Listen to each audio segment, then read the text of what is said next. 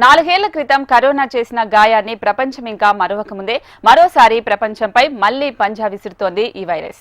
తాజాగా రాష్ట్రంలో కూడా వైరస్ ప్రవేశించింది. హైదరాబాద్ కు చెందిన ఒక వైద్యుడికి కరోనా పాజిటివ్ అని తేలింది. మరి ఈసారి వస్తున్న ఈ వైరస్ అంత ప్రమాదకరమైనదేనా? గతంలో జరిగినంత నష్టం ఇప్పుడు జరిగే అవకాశం ఉందా?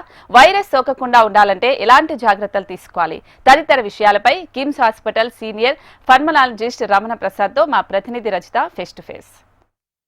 ఈసారి వస్తున్నటువంటి కరోనా వేరియంట్ అంత ప్రమాదకరమైనదా?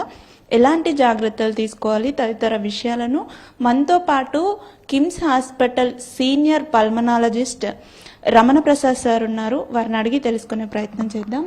నమస్తే సార్. సార్ చెప్పండి, మళ్ళీ కరోనా ఒకసారి అటాక్ అవుతుంది. సో ఈసారి వస్తున్నటువంటి ఈ వేరియంట్ అంత ప్రమాదకరమైందా? అంటే పానిక్ అవ్వాల్సిన అవసరం ఉందా సార్?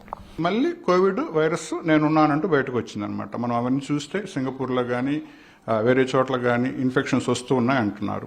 అలానే ఒక చోట వైరల్ ఇన్ఫెక్షన్ వస్తే మిగతా చోట్ల ట్రావెలింగ్ వల్ల అన్ని దేశాలకు అది పాగుతుంది కాబట్టి మన దగ్గరకు రావడం అనేది మనం ఎక్స్పెక్టెడే. అలానే ఇండియాలో కూడా ఇప్పుడు కేసెస్ బిగిన్ అవుతూ ఉన్నాయి. కానీ మనం ముఖ్యంగా గమనించాల్సింది ఏంటంటే భయపడాల్సిన అవసరం లేదు. మొట్టమొదటి రీజన్ ఏంటంటే ఈ వైరస్ ఏదైతే ఉందో దాన్ని వాళ్ళు సీక్వెన్సింగ్ చేసినప్పుడు చాలా తక్కువ విరులెన్స్ ఉండే వైరస్గా బయటపడింది. రెండోది ఏంటంటే ఇది ఎక్కువ శాతం న్యూమోనియాగా దారితీసే వైరస్గా కనిపించడం లేదు. అన్నిటికంటే ముఖ్యంగా మనం గమనించాల్సింది ఏంటంటే ఈ కోవిడ్ మనకి మొదటి వేవ్లో కానీ రెండో వేవ్లో కానీ మూడో వేవ్లో కానీ చాలామంది మనం అందరూ ఇన్ఫెక్ట్ అయ్యాం. ఇంకా బ్యూటీ ఏంటంటే ఆల్మోస్ట్ అందరూ 2 లేదా 3 కోవిడ్ వ్యాక్సిన్స్ తీసుకున్నారు. సో డెఫినెట్గా మన ఇమ్యూనిటీ పవర్ మిగతా వాళ్ళతో కంపేర్ చేస్తే చాలా బెటర్గా ఉంటుంది.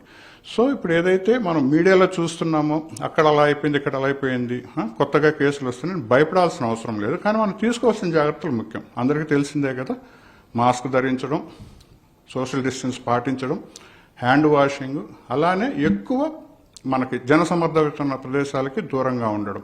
ఇవి కానీ కొంచెం జాగ్రత్తగా పాటిస్తే చాలా వరకు ఈ కోవిడ్ నుంచి మనం బయటపడవచ్చు. ఈసారి కూడా కరోనా లక్షణాలు మనకు తెలుసు. ఇప్పుడు వస్తున్న ఈ వేరియంట్ కి అప్పుడున్న లక్షణాలకి ఇప్పుడున్న లక్షణాలకి ఏవైనా అంటే డిఫరెన్స్ ఉందా? ఏమైనా కొత్త లక్షణాలు మనం చూడొచ్చా?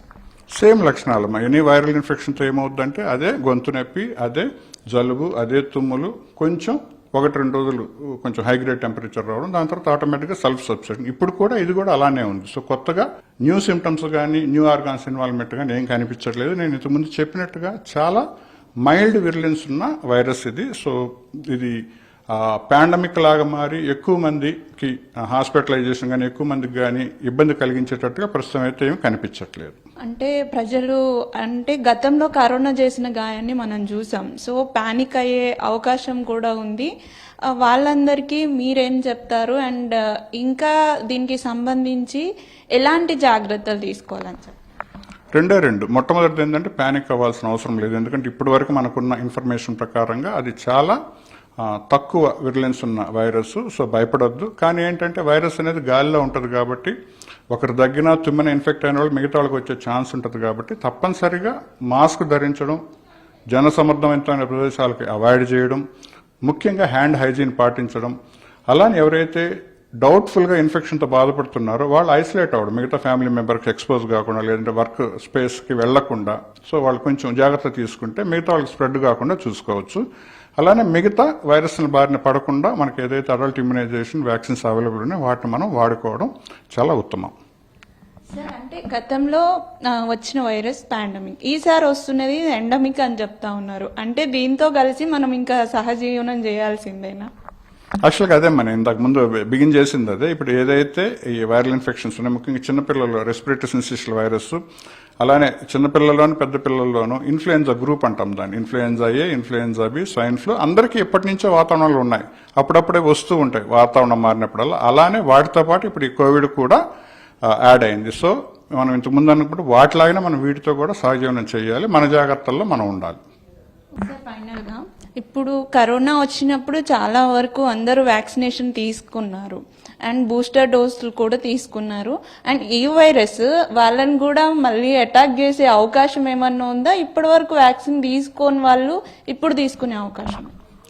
ఈ వ్యాక్సిన్ ఏంటంటే జనరల్గా 11 months దాని ఎఫెక్ట్ ఉంటుంది అనమాట. సో ఈ ఇన్ఫ్లుయెన్జా వ్యాక్సిన్ ప్రతి సంవత్సరం తీసుకోవాలి. కానీ మనకి కోవిడ్కి వచ్చేసరికి మాత్రం ఏంటంటే 2 వ్యాక్సిన్స్ తీసుకున్నాం, ఒక బూస్టర్ తీసుకున్నాం, ప్లస్ చాలా మంది ఆల్రెడీ ఇన్ఫెక్ట్ అయ్యాం. సో మనకు న్యాచురల్గా ఇమ్యూనిటీ కూడా వచ్చింది. సో ఇప్పుడు కొత్తగా మనం తీసుకోవాల్సిన అవసరం ఉండదు. ఎవరన్నా పొరపాటున తీసుకోకుండా ఉండుంటే వాళ్ళు వ్యాక్సిన్ తీసుకోవడం మంచిది. సో ఇంకా కొత్తగా బూస్టర్ డోస్ తీసుకోవాల్సిన అవసరం అయితే ఇప్పుడు ఆల్రెడీ తీసుకున్న వాళ్ళకి ఉండదని అందరూ అనుకుంటున్నారు. థ్యాంక్ యూ అమ్మా. చూడొచ్చు. అంటే ఈసారి వస్తున్నటువంటి ఈ JN.1 కొత్త కరోనా వేరియంట్ అయితే అంత ప్రమాదకరమైంది కాదని అయితే మనకు డాక్టర్లు చెప్తా ఉన్నారు. కానీ కరోనా వేరియంట్ ఉన్నప్పుడు మనం ఎలాంటి జాగ్రత్తలు తీసుకున్నామో అలాంటి జాగ్రత్తలు తీసుకుంటే ఇప్పుడు వస్తున్నటువంటి ఈ వైరస్ని సమర్థవంతంగా ఎదుర్కోవచ్చని ప్రజలెవరు కూడా పానిక్ అవ్వొద్దని కూడా డాక్టర్లు చెప్తున్నారు. వీడియో జర్నలిస్ట్ ప్రసాద్తో రజిత, HM TV, హైదరాబాద్.